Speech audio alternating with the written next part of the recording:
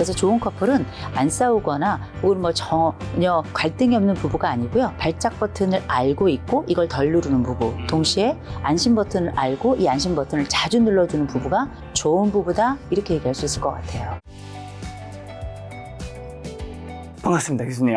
지난번에 나오셨는데, 그 초기에는 영상 조회수가 그렇게 높지 않더니, 어느 순간 돌아봤더니, 조회수가 굉장히 많이 나와 있더라고요. 네. 그래서 또 TV를 봤더니 교수님이 요즘에 뭔가 그런 상담을 되게 하는 쇼츠라든가, 네. 영상이 되게 많이 나오더라고요. 네. 이걸 이제 사자성어로 대기만성이다. 되게 많았어.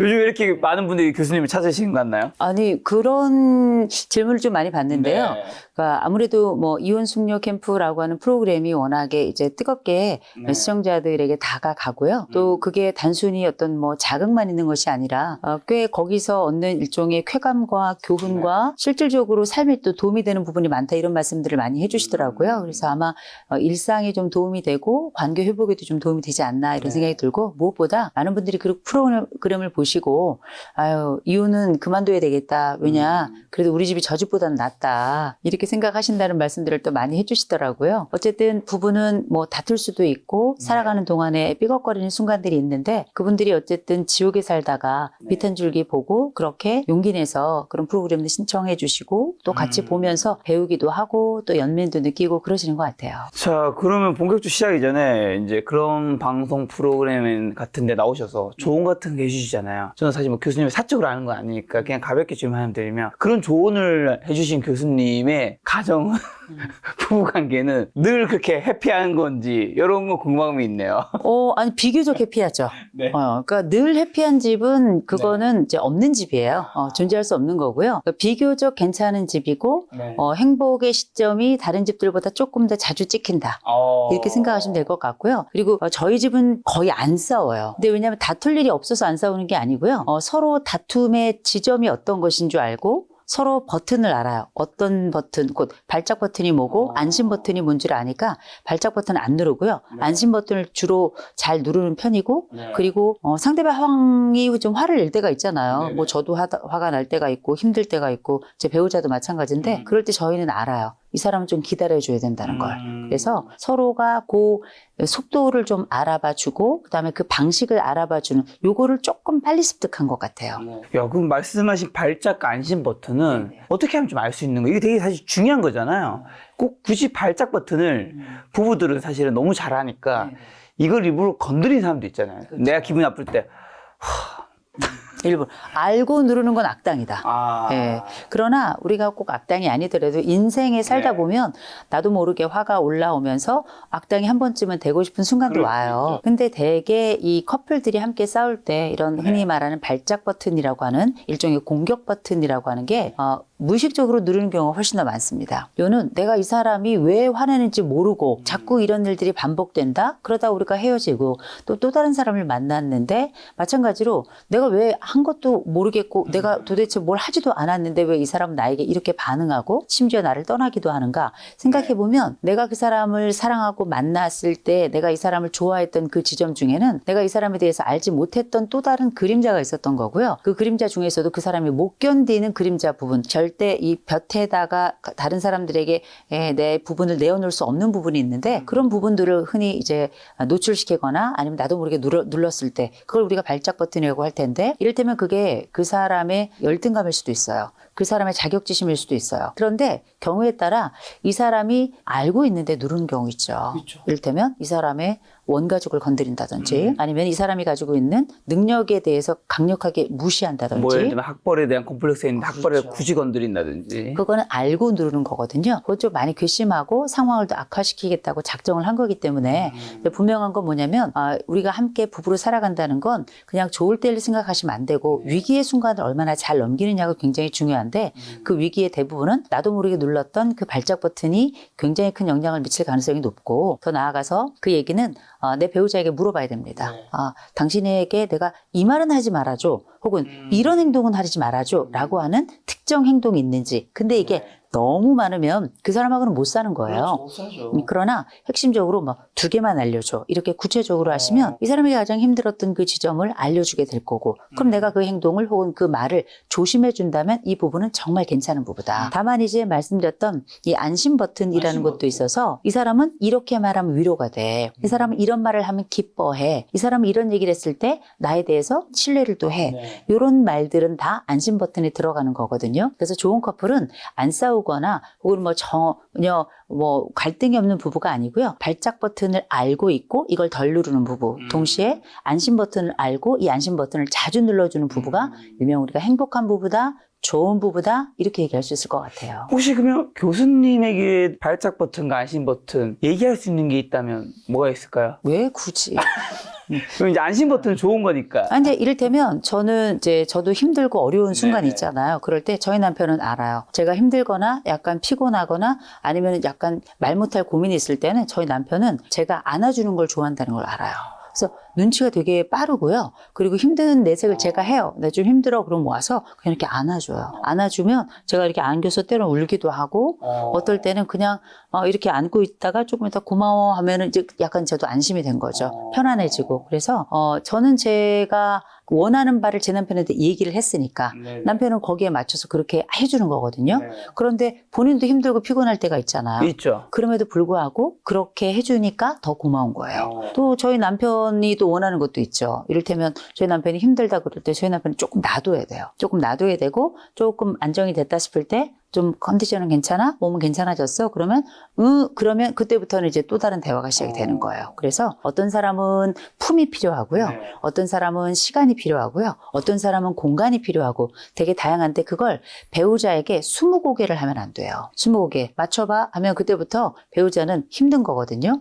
그래서 항상 정답은 알려주고 시작하는 게 좋다. 정답 알려줘라. 객관식 안 좋고요. 주관식 더 안 좋고요. 20곡이 최악이고요. 그거 생각하시는 거 굉장히 중요할 것 같습니다. 자, 이혼 관련된 결혼 얘기 나서 그럼 요즘 이혼 사유 탑5는 어떻게 되나요? 이혼 사유는 뭐 예나 네. 지금이나 변함이 없고요. 네. 제일 먼저는 뭐 성격 차이가 가장 크고요. 그렇죠. 그리고 이제 최근에 가장 중요하게 또 올라온 두 번째 주제가 외도입니다. 외도가 보통은 이제 3위를 많이 기록했었는데요.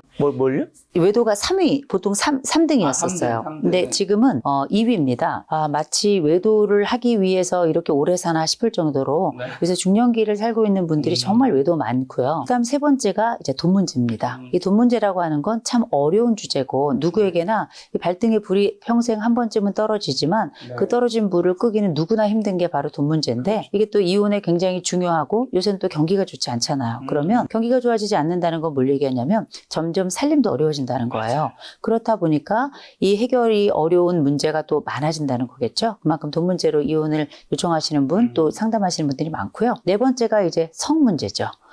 이제 부부 간의 성관계 문제, 서로 맞지 않는 부부들이 사실상 그 간극을 좁히기 어려운, 이를테면 우리가 둘 다 너무 이 성생활이 좋아서 서로 간에 궁합이 잘 맞으면 괜찮고, 아니요, 우리는 서로 간에 서로 별 볼 일 없고 서로 간에 이런 몸에 대한 추구를 하지 않아. 네. 그러면 이것도 문제되지 않아요. 그렇죠. 문제는 한쪽은 강력하다든지 근데 다른 한쪽은 굉장히 뭐 시들하다든지 이러면 네. 이것도 굉장히 좁히기가 어려운 문제고 이 성 문제 안에는 또 각방 문제라든지 이런 것들도 다 함께 들어갑니다. 그다음에 마지막 이제 이혼 문제 중에 하나가 이제 돈 문제 또 성격 문제 다 포함되어 있는 건데 취업 문제가 요새 많아요.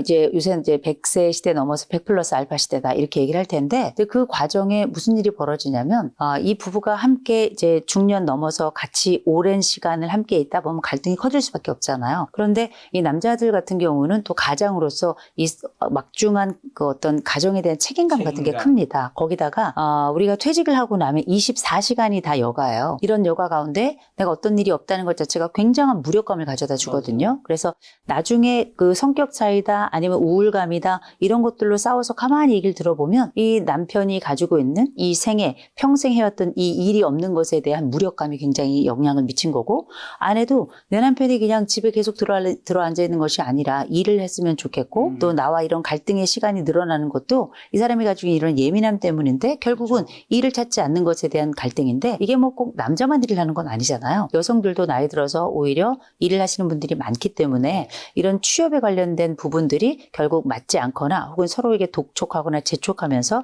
결국은 이혼 사유가 되는 경우도 굉장히 많습니다. 근데 지금 외도가 원래 3위였는데 2위로 치고 올라왔다. 혹시 뭐 이유가 있나요? 외도라고 하는 게 참, 과거보다 훨씬 더 할 가능성이 높아졌어요. 왜냐하면 생각해 보세요. 우리가 그전에 없던 말들이 많이 생겼습니다. 뭐 오피스 와이프, 오피스 허즈번드 이런 얘기가 그냥 일상 속으로도 많이 들어왔고요. 드라마는 왜 이렇게 외도를 많이 하는지 모르겠고요. 거기다가 흔히 우리가 내 삶의 기쁨을 어디서 찾을 것인가에 대해서 고민을 많이 하다 보면 요새 이런저런 동호회도 굉장히 많습니다. 어디 그뿐인가요? 우리가 SNS도 많이 해요. SNS뿐만 아니라 요새는 앱이 많아요. 데이트 앱이라든지 아니면 이런 뭐 여러저러 앱들이 많은데 그 앱이라고 하는 공간이 굉장히 건전하고 아름답게 서로의 삶을 이렇게 좋은 승화를 시켜주는 공간도 되지만 동시에 사실상 이 사람들에게 열려져 있는 공간 그리고 익명의 공간 속에서 자기가 가지고 있는 욕망들을 거침없이 펼쳐내는 이런 공간들도 굉장히 많습니다. 어디 그뿐인가요? 요새 보면 뭐 옛날에는 아프리카 TV 정도로 끝났지만 요새는 뭐 유튜브도 그렇고 굉장히 다채로운 창구들이 많은데 굉장히 거칠고 그다음에 과감한 창구들이 많아서 이런 이야기들이 사람들의 일상 속에 그냥 들어가요. 들어가면 무슨 일이 벌어지냐면 옛날엔 가립니다. 그리고 이런 외도나 이런 것들이 되게 부끄럽고 혹은 내가 무덤까지 가져가야 될 비밀이고 그런 게 아니라 친구들끼리 마치 모여가지고 마치 그 애인이 없는 사람이면 인생에서 재미를 모르는 사람인 것처럼 이런 대화들을 굉장히 가볍게 다루는 요즘에 옛날보다 많다는 거죠. 그렇죠. 우리가 이런 어떤 도덕적인 어떤 기준이랄까 이런 것들이 굉장히 좀 낮아진 것 같은 마치 문턱이 넘을 수 있는 문턱이거나 마치 한 번쯤은 넘어야 되는 문턱인 것처럼 이렇게 희화시키면서 이걸 굉장히 쉽게 생각하는 이런 문화적인 요인들도 굉장히 크게 작동하는 아무래도 것 같아요. 드라마나 영화나 이런 데서 외도나 관련된 것도 워낙 많이 노출되다 보니까 그 부작용으로 좀 그게 뭔가 문턱이 좀 낮아지는 부분도 둔감화되는 것 같아요. 그리고 뭐 우리가 사실 오래 사는 것도 굉장히 이 외도와 연관이 굉장히 큽니다. 이를테면 옛날에 우리가 뭐 문화적으로나 아니면은 도덕적으로나 조금 더 압박이 있고 또 규제가 굉장히 강한 것도 있었지만 옛날에는 외도를 할 새도 없이 그냥 죽었어요. 왜냐하면 아이 낳고 키우고 그렇게 살다 보면 벌써 40이면 벌써 흰머리가 나고 50이면 늙고 이가 다 빠지고 60이면 환갑잔치 못하고 돌아가시는 분들도 많았거든요. 근데 지금 60에 환갑잔치 하면 어르신들이 그러잖아요. 야 요즘은 애들도 잔치하냐 이렇게 얘기할 정도로 우리가 100 플러스 알파라는 게 정말 실감이 되거든요. 그렇게 내가 열심히 살아왔던 그 세월 동안에 시간 지나고 나서 이렇게 한 번의 결혼, 한 번의 인생을 누군가에게 멱살 잡히듯이 살고 싶지 않다라고 하는 일종의 방만에 가까운 자유감이 굉장히 커졌습니다. 그렇다 보니까 우리가 황혼, 이혼이라는 것도 또 우리 졸혼이라는 것도 그냥 일상 속에 많이 들어왔잖아요. 그러면서 그 졸혼 혹은 황혼 이혼이라는 게 물론 그 과정에 혹은 그게 끝난 다음에 또 다른 사랑이 들어올 때도 있지만 그 이전에 내가 내 인생의 또 다른 기쁨과 소망을 또 다른 사랑 속에서 찾겠다 생각해서 기꺼이 그리고 과감하게 제가 볼 때는 뭐 불편한 그 선택을 여지없이 하는 경우들도 좀 상당히 많습니다. 심지어 상담 현장에는 이렇게 부적절한 관계에 있는 그 파트너를 상담 현장에 데려오는 경우들도 있어요. 뭐 어떻게 온다는 거예요? 부부랑 아니죠. 나는 이 사람하고 외도를 하고 있습니다. 그런데 이 사람하고 더 좋은 관계를 갖도록 그렇게 상담을 해주세요라고 오는 분들이 계세요.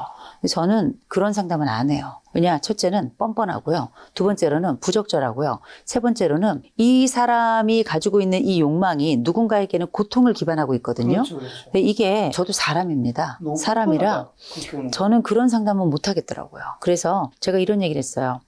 외도 이런 도덕적 실수 그런데 제가 보니 도덕적 실수가 아니라 즐기시는 것 같은데 지금 만약에 배우자가 와서 내가 외도를 할 때 내 배우자가 어떤 고통인지를 알기 원한다면 또 이 고통의 장면에서 이 배우자를 구원하고 싶다면 내가 그건 함께 하겠다. 그러나 내가 지금 당신이 하고 있는 이 부적절한 행동에 대해서 손을 얹고 싶진 않다. 나는 그럴 수는 없다. 라고 말씀드리고 그냥 보내요. 전 상담료도 안 받습니다. 그냥 보내요. 네. 근데 그분 뭐 도라이인가요? 아니 바람 오케이 거기까지 오케이 피울 수 있는 것까지 근데 뭐 굳이 그거를 상간녀랑 가서 뭐 뭘 받겠다는 거예요 도대체? 이제 거기에는 몇 가지가 있는 거죠. 첫 번째, 우리는 부적절한 관계에 있지만 사랑합니다. 그러니 당신이 인정을 해주십시오라고 얘기하는 거예요. 왜냐하면 다른 사람들이 다 이건 부적절하다. 그리고 사회적으로 용인되지 않는다. 그리고 숨겨가면서 또 숨어가면서 이 두 사람이 관계를 갖게 되잖아요. 그런데 상담 현장이라고 하는 건 비밀이 보장됩니다. 그렇죠, 그렇죠. 그러면 이 공간 안에는 어떤 얘기도 할 수 있고 심지어 이들이 원하는 것이 충족될 수 있을 거라고 생각을 하는 건데 저는 이건 완벽한 착각이라고 말씀드려요. 이 비밀 보장이라는 게 윤리가 없는 게 아닙니다. 우리가 적어도 어떤 사람과 함께 이야기할 때 공감할 수 있어요. 그러나 공감만이 답이 아니에요. 어떤 경우는 이 공감이 이 사람을 더 최악의 상황으로 몰아가고 누군가의 고통을 더 심화시킬 수도 있는 거거든요. 이 고통 심화에 손을 얹는다면 이 공감이 과연 올바른 행위인가.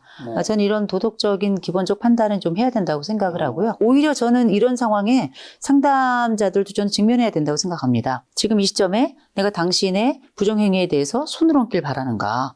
두 번째, 당신이 지금 하고 있는 이 행위에 대해서 과연 우리가 이런 사회적으로 인정해 줄 만한 행위라고 생각하는가 저는 물어봅니다. 그럼 굉장히 불쾌해하는데요. 불쾌해하더라도 저는 거기에 손 얹는 건 조금 어렵더라고요. 그렇죠, 그렇죠. 예. 그리고 또 각방 얘기해 주셨는데 각방 써도 되는 거예요, 안 되는 거예요? 뭐 여러 가지 코골이라든가 여러 가지 이유들이 있을 거고 출근 시간이 다르다든가 뭐 여러 가지 이유가 있잖아요. 요즘 방도 어쨌든 각방을 하든지 아니면 침대를 구분하든지 같은 방에서 아니면 그냥 그래도 죽어도 피부 맞대고 자야 된다 하시는 분도 있고. 요새 뭐 수면 이혼들 많이 하시죠. 네. 근데 저는 괜찮다고 생각해요. 어떤 경우에 괜찮은가? 무조건 괜찮은 게 아니고요. 저는 할 수 있으면 합방해라. 그렇지. 그런데 이제 예를 들어서 침대가 너무 이렇게 꿀룩꿀룩하다. 그러면 요새는 그 단단한 정도가 다른 침대가 또 있더라고요. 이런 방법도 써보시고 그게 아니다. 그러면 요새 뭐 트윈 침대라 그러죠. 따로따로 이렇게 있는 거. 그렇죠. 저는 괜찮다고 생각해요. 근데 그럼에도 불구하고 코를 너무 골아. 이를 너무 갈어. 아니면 잠꼬대를 너무 심하게. 그러면 각방 전에 병원을 가셔야죠. 병원을 가셔야죠. 이건 배우자가 그 정도 함께 이 사람이 잠자리를 하지 못할 정도라면 아픈 거예요. 그래서 이럴 때는 먼저 병원 치료를 받아보시고 그럼에도 불구하고 우리가 그 수면 패턴이 너무 달라서 함께하기 어렵다 그럴 땐 각방 써도 괜찮아요. 진짜 중요한 건 각방이 아니고요. 밥 먹는 게 되게 중요해요. 밥 먹는 거. 밥 먹는 거요. 부부가 이제 상담을 하다 보잖아요. 각방을 써도 잘 지내는 부부들 많습니다. 서로 간에 삶을 존중해주고 심지어는 보호해주고 그리고 이 부부가 각방을 쓴다 하더라도 일상을 같이 잘 유지하고 서로를 존중해주고 이런 부부들도 많아요. 그런데 문제는 같이 밥을 안 먹으면 정서적으로도 멀어져요. 놀랍게 우리가 식구라는 말이 이게 먹을 식자에다가 입구자를 쓰잖아요. 밥을 같이 먹는 거예요. 그런데 부부 상담을 해보면 밥 같이 먹는 부부 하루에 한 끼라도 밥을 같이 먹는 부부는 살아요. 식구도 밥을 같이 먹는 식구들은 뭐 이러니 저러니 해도 괜찮은 식구들입니다. 밥 안 먹는 부부는 결국 헤어져요. 밥 안 먹는 식구들은 결국은 원망 가운데 그렇게 서로 각자의 삶을 살다가 원망하고 그렇게 돌아가더라고요. 그래서 제가 생각하는 이 밥을 먹는다는 행위가 우리가 볼 때는 그냥 혼밥도 하고 또 스스로 뭐 혼자 여행도 하고 이런 세상이 되어서 내 인생을 살겠어 하는 거 괜찮은데요. 부부는 그렇지 않아요. 서로 간에 같이 밥을 뭐 주문해서 먹더라도 같이 밥을 먹는 사람은 서로 간에 함께 공감대를 훨씬 더 잘 형성할 뿐만 아니라 서로의 건강 상태도 보게 되는 거고요. 대화를 적게 한다 하더라도 상대방의 존재가 내 앞에서 계속 식사를 한다는 거 뭔가를 넘기면서 중요한 행위를 하는 거거든요. 그리고 그거를 지켜봐 줄 수 있는 것도 또 하나의 인내이자 하나의 관계 방식이에요. 그래서 저는 각방의 문제 굉장히 중요한 문제이고 또 경우에 따라서 각방을 사용했을 경우 아무래도 각방을 쓰지 않을 때에 비해서는 소원함이 굉장히 크고요. 또 각방을 오래 쓰다 보면 이게 우리가 부부 사이에서도 일주일만 남편이 혹은 아내가 출장 갔다 오잖아요. 일주일만 갔다 와도 그 시간이 되게 좋을 것 같죠. 살이 닿는 게 어색해져요. 참 부부가 희한합니다. 할 수 있다면 그 떨어져 있는 시간을 최소화하면 좋은데 각방을 오래 쓰다 보면 저는 이제 몇 가지 경우를 봅니다. 첫 번째로는 정서적으로도 약간 거리를 두게 돼요. 정서적으로도. 두 번째로는 정서적으로 뿐만 아니라 저는 나이가 들잖아요. 저는 가능하면 조금 큰 방에서 아니면 마루에서라도 좀 같이 자라고 얘기하는 게 이 사람의 생사를 봐야 돼요. 이 사람이 때로는 내가 모르는 순간에 떠날 수도 있어요. 나이가 든다는 게 또 이런 리스크가 있기 때문에 가능하다면 저는 합방하면 최고고 어쩔 수 없이 각방을 한다면 같이 밥 먹어라. 잊지 말고 그리고 각방을 쓰는 순간이라도 이 사람의 생과 사에 대한 이런 관심은 잊지 말고 숨은 쉬는지 코 고는 소리는 들리는지 뭐 이런 것들을 꼭 확인하는 거 이게 굉장히 좀 중요하다고 생각합니다. 지금 조금만 떨어져 있어서 살이 닿는 게 어렵다는 얘기 해주셔서 저 궁금한 게 저도 뭐 연애를 당연히 해봤을 거잖아요. 이제 교수님도 여러 상담의 주제가 있을 텐데 부부 부부 상담 안에서도 어떤 문제들은 해결이 쉬운 게 있고 어떤 건 어려운 게 분명히 있을 거라 생각해요. 근데 스킨십이라고 하는 거는 이제 스킨십이 가장 낮은 단계가 손 잡는 거, 그 다음에 뭐 포옹, 뭐 뽀뽀, 뭐 그 이상까지 있을 텐데 이게 스킨십이 특히 침대 위에서 일어난 그런 것들은 노력으로 쉽게 뭔가 좀 바뀌고 하기가 굉장히 이제 예를 들면 아까 말씀해 주신 한쪽은 그쪽을 너무 좋아하는데 한쪽은 그냥 그런 거 자체 이 사람이 싫은 게 아니라 그런 걸 싫어하는 사람이야. 야, 이게 노력으로 좀 해결이 쉽지 않은 영역이지 않은가 저는 생각을 하는데 어떻게 보시나요? 본인 얘기예요? 아니요. 그런 건 아니에요? 네. 근데 아마 많이들 궁금해 아닙니다. 하실 거예요. 많이들 궁금해 하실 한 번도 텐데. 그런 적 없습니다. 한 번도? 한 번도 네. 없습니다.